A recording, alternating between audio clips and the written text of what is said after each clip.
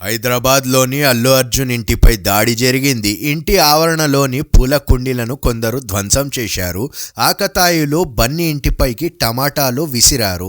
న్యాయం చేయాలి అంటూ నినాదాలు చేశారు.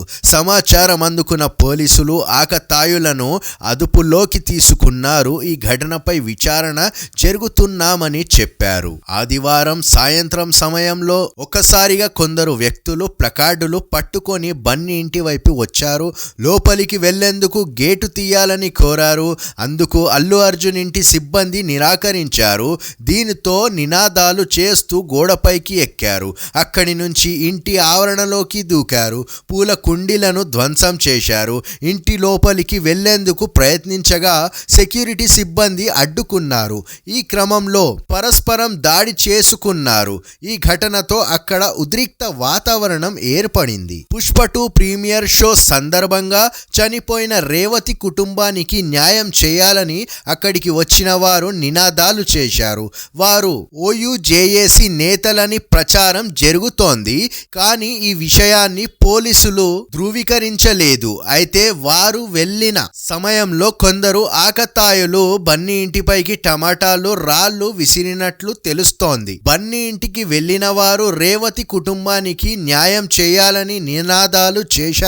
ఆమె కుమారుడిని ఆదుకోవాలని డిమాండ్ చేశారు. సంధ్యా థియేటర్ తొక్కిసిలాట ఘటనకు సంబంధించిన హైదరాబాద్ పోలీసులు వీడియో విడుదల చేశారు. బయట తొక్కిసిలాటలో మహిళ చనిపోయిందని అల్లు అర్జున్ కు చెప్పినందుకు ప్రయత్నించామని మేనేజర్ తాను చెప్తా అన్నాడని వెల్లడించారు. దయచేసి థియేటర్ నుంచి వెళ్లిపోండి అని అల్లు అర్జున్ కు డీసీపీ నేరుగా వెళ్లి చెప్పారని వివరించారు. తొక్కిసిలాట విషయం అల్లు అర్జున్ దృష్టికి తీసుకెళ్లానని, మహిళ చనిపోయింది, బాలుడి పరిస్థితి విషయంగా ఉందని చెప్పానని చిక్కడపల్లి ఏసీపీ రమేష్ వెల్లడించారు. అప్పుడు సినిమా మొత్తం చూశాకే తాను వెళ్తానని అల్లు అర్జున్ అన్నాడని చెప్పారు. పుష్ప 2 సందర్భంగా కొందరు బౌన్సర్లు అతి చేశారు. ఈ నేపథ్యంలో బౌన్సర్లకు Hyderabad police commissioner C V Anand serious warning ఇచ్చారు.